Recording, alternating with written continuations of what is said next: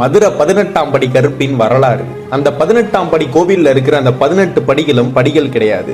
மாந்திரிக செய்கிற மந்திரவாதிகளின் ஜீவ சமாதி அது.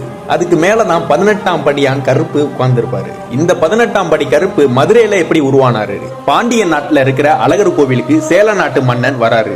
அழகரை பார்த்தோன்னே அவரோட அழகுல மயங்கி பிரமிச்சு போய் நிக்கிறாரு. இந்த அழகரை எப்படியாச்சும் கடத்தி நம்ம நாட்டுக்கு கொண்டு வரணும்னு எவ்வளவோ திட்டம் போடுறாரு. அந்த சேல நாட்டுல உள்ளவங்கன்னா சொல்றாங்க அது ஒரு சக்தி வாய்ந்த சிலை, அதை அவ்வளவு சீக்கிரம் கொண்டு வர முடியாதுன்னு.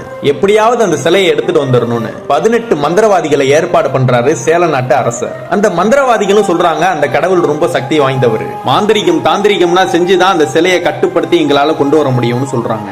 அதுக்கு நீங்க எங்களுக்கு காவலுக்கு யாரையாவது அனுப்புங்கன்னு சொல்றாங்க. அந்த சேல நாட்டு அரசரும் அதுக்கு நான் சம்மதிச்சுட்டு 18ஆம் படியான் கருப்பை காவலுக்கு அனுப்புறாரு. அந்த 18 மந்திரவாதிகளும் அந்த அழகர் கோயிலுக்கு போறாங்க. அந்த 18 மந்திரவாதிகளுக்கு காவலா கருப்பும் போறாரு. அந்த மந்திரவாதிகள்லாம் கோயிலுக்குள்ள போனோன்னு யாரோட கண்களுக்கும் நம்ம தெரியக்கூடாதுன்னு ஒரு மாந்திரிக மைய கண்ணுல தடவுறாங்க. அந்த அழகரோட அழகுல இந்த மந்திரவாதிகளும் மயங்கி போயிடுறாங்க. இந்த 18 மந்திரவாதிகளும் உட்கார்ந்து மந்திரம் செய்து அந்த அழகரோட சக்திய கொஞ்சம் கொஞ்சமா எடுத்துக்கிட்டே இருக்காங்க. இது தினசரி நடந்து கொண்டே இருக்கிறது. அந்த அழகரோட முகப்பொலிவும் கொஞ்சம் கொஞ்சமா குறைஞ்சுக்கிட்டே வருது. இந்த 18ஆம் படி கருப்பும் அழகரை பார்க்கலாமேன்னு போறாரு. அவரும் அந்த அழகரை பார்த்து அழகுல மயங்கி நிக்கிறாரு. இங்க நடக்கிறது எல்லாமே இந்த கோவில் பூசாரி கனவுல அந்த அழகர் சொல்றாரு, என்னை திருடி செல்வதற்காக 18 மந்திரவாதிகள் என் கருவறையில் மறைந்து உட்கார்ந்து இருக்காங்க, என்னை காப்பாற்றுன்னு அந்த அழகரும் சொல்றாரு. இவர் இந்த பாண்டிய நாட்டு அரசர்கிட்ட போய் இதை நான் சொல்றாரு. அந்த அரசரும் ஒரு வழி கண்டுபிடிச்சு தினந்தோறும் அந்த பிரசாதம் வைக்கிற அந்த பொங்கல்ல நிறைய மிளகு சேர்த்து வைக்கிறாங்க. அதெல்லாம் சாப்பிட்ட அந்த 18 மந்திரவாதிகளுக்கும் மிளகோட காட்டத்தினால அவங்க கண்ணுல பூசின அந்த மையினா அழிஞ்சு அவங்களோட உருவனா தெரிய ஆரம்பிக்குது. அந்த 18 மந்திரவாதிகளும் அந்த ஊர் மக்கள் கண்களுக்கு தெரிய ஆரம்பிச்சிட்டாங்க. அந்த மந்திரவாதிகள் இந்த அழகரை எங்கள் நாட்டுக்கு கடத்த வந்தது உண்மைதான், ஆனா அந்த அழகரை பார்த்து அவரோட அழகுல மயங்கினதும் உண்மைதான். அந்த 18ஆம் படியான் கருப்பும் வெளியில வராரு.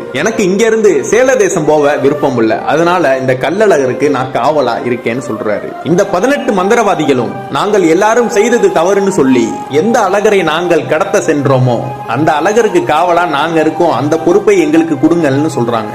அதை இவங்க பிறவி பயனா எடுத்துக்கிட்டு அந்த அழகரை காக்குறாங்க. 18 மந்திரவாதிகளும் வடக்கு நோக்கி அமர்ந்து தவம் செய்து தங்களுடைய உயிரை தாங்களே ஜீவசமாதி படுத்தி கொண்டார்கள். அந்த ஒவ்வொருவரும் ஜீவசமாதி படுத்தி கொண்ட அந்த இடத்தை தான் 18 படிகளாக அமைச்சிருக்காங்க. இவங்களோட சேர்ந்து இந்த 18ஆம் படியான் கருப்பும் காவலுக்கு நிக்கிறாரு. அவரோட உத்தரவு இல்லாம எதுவும் உள்ள போகவும் முடியாது, வெளியே வரவும் முடியாது. கூப்பிட்ட உடனே வந்து நிக்கிற தெய்வம் பொய்யா தெய்வம், அதுதான் இந்த 18ஆம் படி கருப்பு. உண்மை எங்க இருக்கோ அவங்களுக்கு பக்கத்திலேயே இருந்து வெற்றி பெற செய்யக்கூடிய தெய்வம் அப்படின்னா கருப்புக்கு நிகரான தெய்வம் இதுமே இல்ல.